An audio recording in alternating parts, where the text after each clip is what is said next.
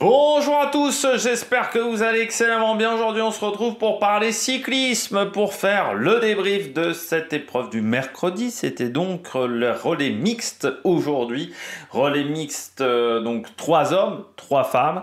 Et donc, il y avait 20 équipes au départ, mais il manquait des grosses nations. La Grande-Bretagne, la Belgique, les Pays-Bas ne sont pas venus. Le Portugal, par exemple, également, n'était pas présent. La Pologne, qu'on avait vu au championnat d'Europe, je crois, n'avait pas emmené d'équipe, hein. C'est toujours le problème de cette épreuve qui est pourtant spectaculaire. Ça a été encore le cas aujourd'hui, qui est pourtant très intéressante avec des retournements de situation, mais qui n'arrive pas à attirer les grosses formations régulièrement. Et c'est ça le gros problème. Est-ce qu'il ne faudrait pas obliger, si une équipe veut participer aux catégories, si une nation veut participer aux catégories élites, obliger cette formation à engager une équipe, sinon elle ne pourrait pas participer aux épreuves élites individuelles. Ça pourrait être la solution pour attirer les grosses formations et surtout pour être sûr d'avoir une liste de départ qui soit d'un bon niveau, parce que chaque année on sait très bien que ça joue entre 7-8 nations et que le reste n'est là que pour faire de la figuration. N'hésitez pas à vous abonner à la chaîne, à réagir dans les commentaires, à mettre un pouce bleu, à partager la vidéo sur les réseaux sociaux, notamment auprès de vos proches. Si vous pensez que ça peut les intéresser, dans les commentaires, n'hésitez pas à me dire qui vous a plu, qui vous a déçu, ce que vous avez pensé de la performance de l'équipe de France, même si elle n'a pas été souvent à l'écran, cette équipe de France, il faut bien le dire. Quand vous vous abonnez à la chaîne, vous pouvez rajouter la petite cloche, comme ça vous êtes au courant des dernières vidéos qui sortent sur la chaîne, notamment des vidéos cyclisme. Vous pouvez rajouter la petite cloche également. Et puis, si vous avez les moyens et que vous voulez soutenir mon travail, vous pouvez faire un super thanks. Et plus vous cliquez rapidement sur une miniature, sur une notification, plus la vidéo est mise en avant par YouTube. Et je remercie les gens qui font cet effort-là, comme l'effort de faire un super thanks. On commence tout de suite avec cette vidéo. Alors, on va remonter des moins bonnes nations aux meilleures nations, mais on va très vite aller aux meilleures nations parce que du côté des dernières nations, il n'y avait pas grand-chose à dire à part l'Algérie. Donc l'Algérie qui finit avec 30 minutes de retard sur tout le monde et donc quasiment un quart d'heure sur l'Afghanistan. Alors vous dites pourquoi l'Algérie a fini aussi loin? Eh bien tout simplement parce que l'Algérie, les filles n'étaient pas prêtes. C'est-à-dire que, je rappelle, c'est 3 garçons, et dès que les garçons arrivent, les filles s'élancent. Sauf qu'on a attendu les filles algériennes pendant au moins 3 ou 4 minutes. Ça, c'est un petit peu problématique. Alors, il y a eu pas mal de soucis d'organisation, avec parfois des départs où ça a été un petit peu calamiteux. Je pense notamment également du Canada. On a un petit peu anticipé le départ. C'est vrai que l'organisation suisse n'était pas vraiment millimétrée. Mais là, du côté de l'Algérie, je pense que c'est aussi les filles qui ont oublié de regarder les écrans à un moment pour savoir où étaient les garçons. Ce qui fait qu'elles partent au moins avec 3 ou 4 minutes de retard. Et forcément, ça leur coûte extrêmement cher du côté de l'Algérie. L'Afghanistan, 19e.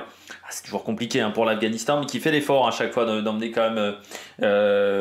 qui a toujours une délégation du côté de l'Afghanistan avec les sœurs Hashimi, qui étaient très fortes, bien en place. Le problème, c'est que Marwa Karimi, la 3e fille, elle n'était pas du tout du même niveau et elle n'arrivait pas du tout à suivre dès le départ. Donc en fait, elles ont fait un chrono à 2 et pas à 3 du côté des Afghanes. Donc forcément, au bout de 20 km, ça commence à se faire sentir par rapport à d'autres nations et ça a été compliqué. Le Rwanda, 18e, on rappelle que l'année prochaine, les championnats du monde seront au Rwanda. On espère que du côté des nations africaines, il y aura du monde.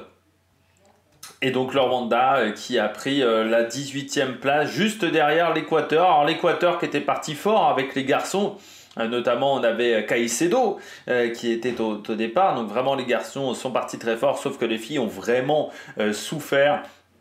Et c'est pour ça que l'Équateur finit aussi loin, parce que vraiment du côté des filles, c'était très compliqué. La Bulgarie, surprenant, du côté de la Bulgarie, on était avec des vélos traditionnels, alors qu'au championnat d'Europe, on était parti avec des vélos de chrono. Donc, est-ce qu'on n'a pas pu les envoyer en Suisse, tout simplement? Est-ce qu'il y a eu des problèmes de transport du côté de la Bulgarie? Est-ce qu'on n'avait pas les moyens de les emmener? Donc, on a tout misé sur les championnats d'Europe et qu'il n'y avait plus beaucoup d'argent pour ces championnats du monde. Mais ouais, on est parti avec des vélos traditionnels. Alors, ça fait quand même un bon chrono parce que le parcours était assez montagneux. C'est difficile, C'est en fait on avait la Bergstrasse qui était la montée qu'on aura lors de championnat du monde. lors des courses en ligne, ce qui montre que le parcours sera très difficile. Mais du côté de la Bulgarie, oui, on s'attendait allez, peut-être un petit peu mieux, surtout comparé à la Mongolie et à la Chine. Je pense que c'était une nation qui était en capacité d'être au niveau du centre international du cyclisme, la Bulgarie. Donc voilà, il y a 2 minutes en trop, c'est peut-être dû au matériel. Bon, la Mongolie qui finit 15e. Du côté des filles, l'organisation n'était pas très bonne, il faut bien le dire. Donc là, c'était un petit peu compliqué du côté de cette équipe de Mongolie. Les garçons étaient pas mal, par contre. Alors que du côté de la Chine, ça a été...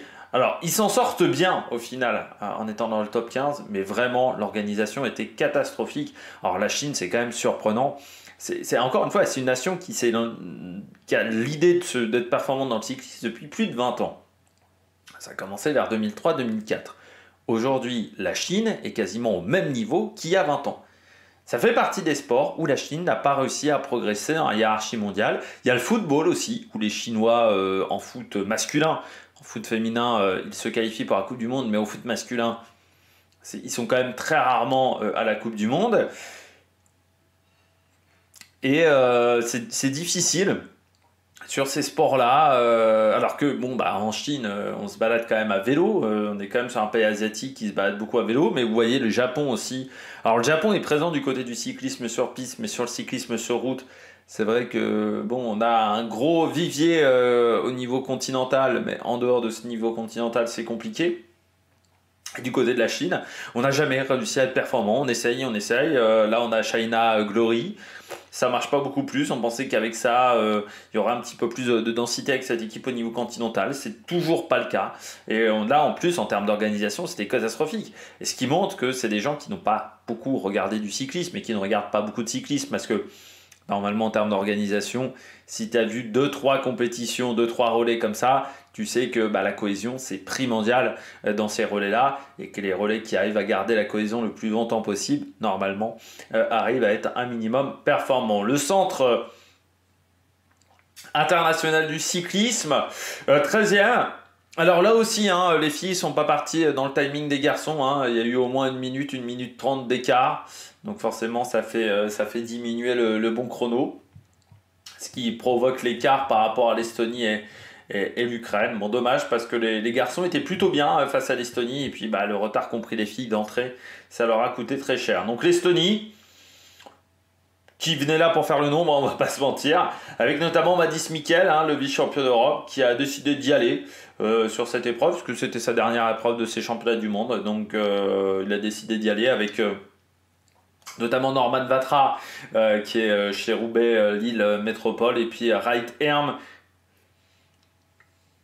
toujours chez Intermarché Wright Herm parce que j'ai un doute, il n'y avait pas de Ren Taramae par exemple du côté de cette équipe d'Estonie qui est quand même champion national depuis très très très longtemps, mais voilà, l'Estonie chez les garçons on s'attendait peut-être même un petit peu mieux, c'est presque les filles qui s'en sortent bien, mais voilà, il manquait un petit peu de densité pour être performant. Du côté de l'Ukraine, on avait Yulia Biryukova, qui avait été assez intéressante sur l'épreuve individuelle.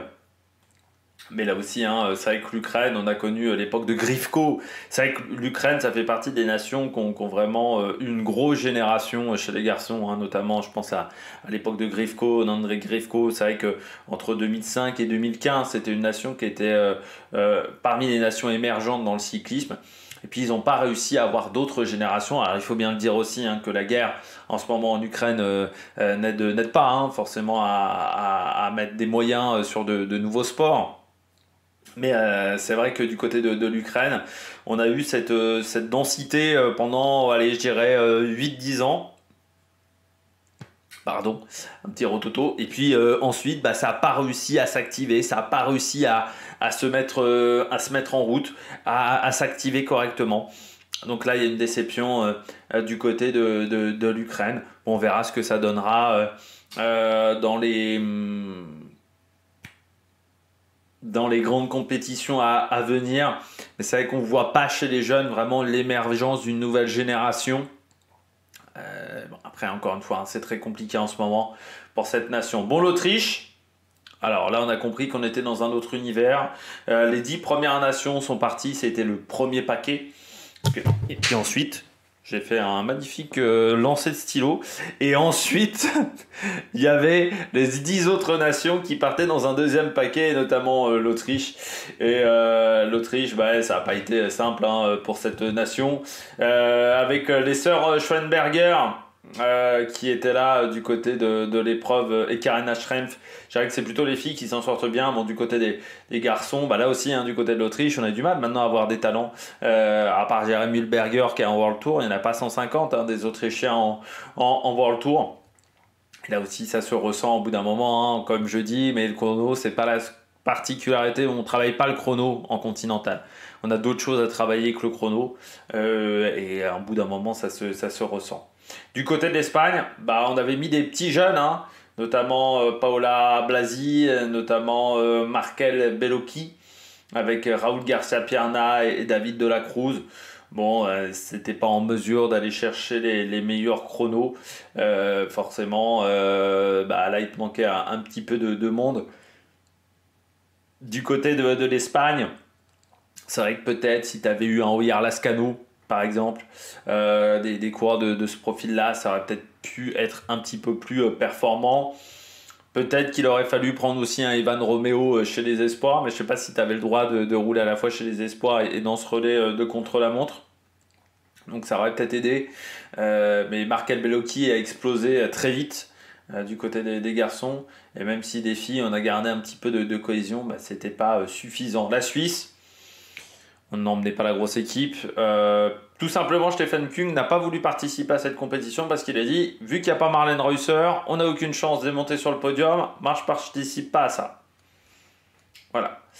Donc ce qui fait que, eh bien, on s'est retrouvé avec Alice Chabet, Noémie Rugg, Jasmine Lichty, et puis du côté des garçons, Bisseger, Jacobs et Fabienne Weiss.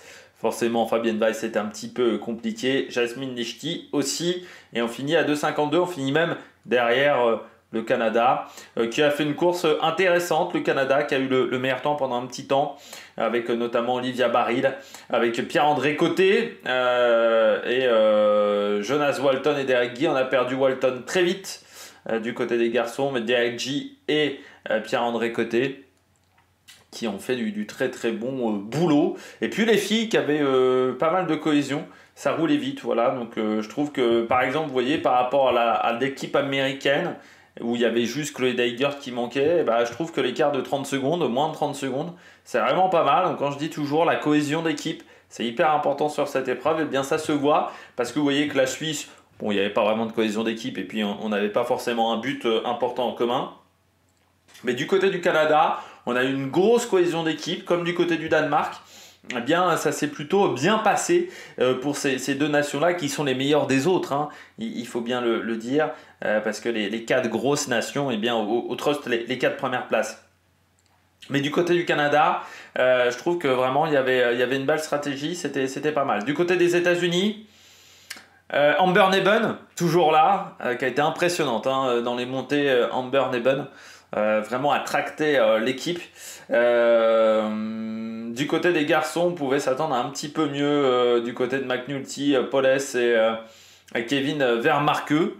Parce que c'est vrai que c'était pas mal du côté des garçons au niveau de ce contre-la-montre. Et Emily Ehrlich, donc Amber Neben et Lauren Stephen. Ehrlich qui s'est accroché jusqu'au bout. Parce que je pense que l'objectif était plutôt de finir avec Amber Neben et Lauren Stephen. Et en fait, Emily Ehrlich qui a été lâchée à un moment, qui était, eh bien, a réussi à revenir sur les deux de devant. Ça veut dire deux choses. Déjà qu'Amélie Ehrlich, bah, elle avait peut-être pas tout donné dans le rythme de son équipe. Et deuxièmement, que ça roulait pas si vite que ça à deux avec Amber Neben et Lauren Stephen. Et ça se ressent hein, parce que c'est vrai que les filles ont perdu du temps, notamment par rapport au Danemark qui était derrière avec les garçons, mais qui a réussi à repasser devant avec les filles. Le Danemark, on avait donc les compagnons Berg hein, avec Emma Nosgaard qui s'appelle Emma Berg en réalité, et Michael Berg. Vous aviez également Magnus Cort Nielsen et Cécile Utrup Ludwig, des habitués, Michael Honoré et Rebecca Corner. Alors ça a été dur hein, pour Rebecca Corner, lâchée très vite dans ce parcours, dès quasiment la première bosse, elle a été lâchée. Par contre, du côté des garçons, bon, on avait quand même une belle équipe, hein, Cort Nielsen, Berg et Michael Honoré, donc là ça a roulé plutôt à un bon tempo, mais les filles On a perdu une fille d'entrée. Après, j'ai envie de dire qu'ils sont à leur place du côté du Danemark. Nosgard et Cécile Trup-Ludwig font un bon chrono. Les Danois étaient derrière les Américains, repassent devant les Américains grâce aux filles. Mais c'est sûr qu'à deux, tu pouvais pas réussir à t'en sortir par rapport aux meilleures nations. Il en manquait un petit peu du côté de ces deux concurrentes, même si on sait que c'est des filles qui sont là depuis longtemps en équipe nationale. Et puis on passe maintenant au meilleur de ce classement, parce qu'on voit qu'il y a quand même une grande différence, un gros écart entre le Danemark et la France. La France qui finit quatrième. Les garçons ont fait un super chrono. Moi, je m'attendais pas à ce qu'ils soient aussi proches, les garçons. Vraiment, Benjamin Thomas, Guernalec et Bruno Armirail ont fait vraiment un bon chrono. Alors, c'est vrai qu'Armirail, Benjamin Thomas passe plutôt bien les bosses. Guernalec a vraiment tenu. Moi, je pensais que ça serait plutôt Guernalec qui lâcherait en premier. Et en fait, non, c'est Benjamin Thomas qui a fait des gros relais pour ensuite permettre à Guernalec et Armirail de finir seuls. Ils s'en sortent bien sur leur chrono. La fin est un petit peu dure. C'est vrai que tu sens que les 2-3 derniers kilomètres, Guernalec est un peu au bout avec Armirail qui tracte un petit peu Guernalec, mais on finit à une vingtaine de secondes. On est à 3-4 secondes à ce moment-là de l'Allemagne. Sauf qu'ensuite, du côté des filles, qui pourtant, les dernières années étaient plutôt notre force, Kerbaol, Cordon-Rago, Labous, ça avait été notre force sur les championnats du monde l'année dernière, sur les championnats d'Europe. Et bien là, ça n'a pas tenu la cadence parce qu'Audrey Cordon-Rago en fait a lâché d'entrée. Et il y avait une stratégie, c'est qu'Audrey Cordon-Rago devait être attendue un petit peu par Juliette Labous et par Cédrine Kerbaol dans les montées pour essayer de rester au maximum à 3. Sauf qu'en fait, Audrey Cordon-Rago était dans un jour sans, elle l'a dit en interview. Elle était même très désolée pour l'équipe de France parce que c'était sa dernière grande compétition avec l'équipe de France. On rappelle qu'elle prend sa retraite, Audrey Cordon-Rago, cette année. Et c'est vrai que c'est pas une belle fin. On finit quatrième pour pas grand chose.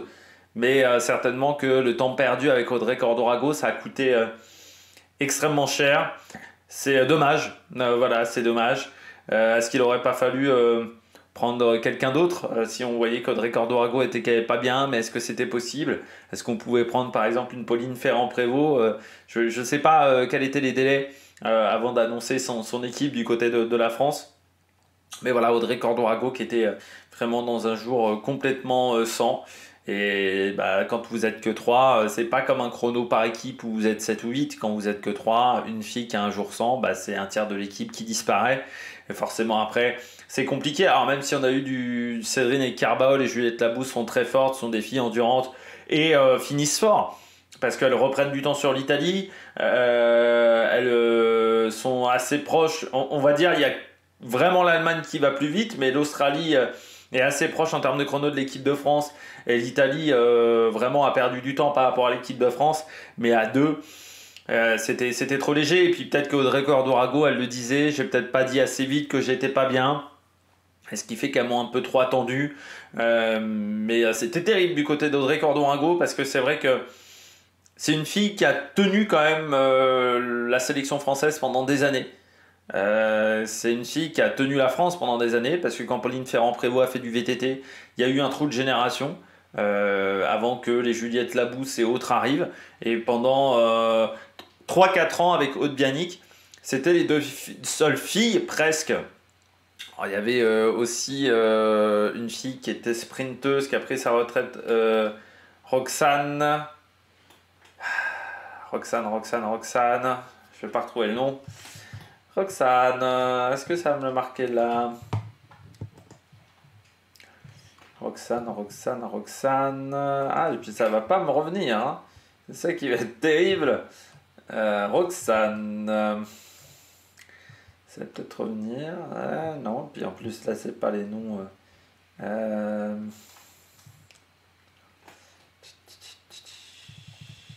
Et puis je vais pas l'avoir. Hein.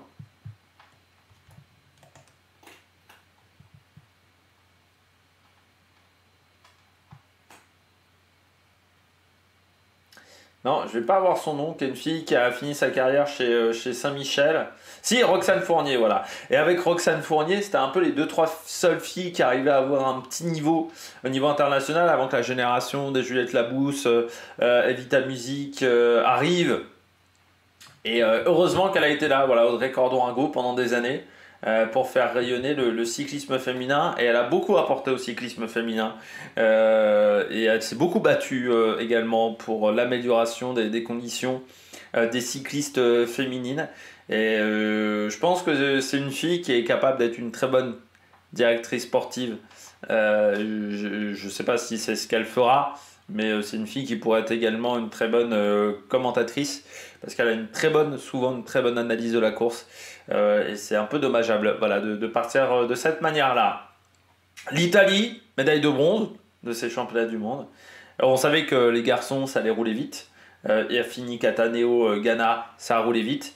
Avec un Cataneo qui a fait un gros travail. Ghana qui était même en grande difficulté à certains moments.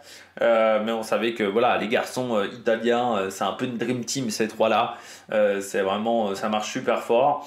Par contre, très surpris de la sélection italienne parce qu'on n'a pas pris Guazzini par exemple. On a pris un profil de grimpeuse. Soraya Paladin, Elisa Longo Bardini et surtout Gaia Realini. Et je ne m'attendais pas à voir Gaia Realini dans un chrono de ce type-là.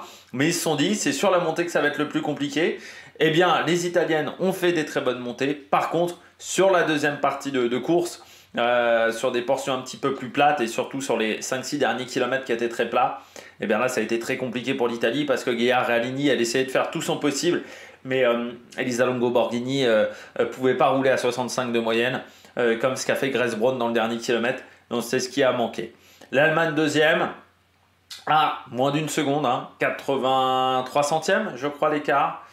Marco Brenner, Michael Heidemann, Franziska Korl, Nippert, Niedermayer et Scharmann.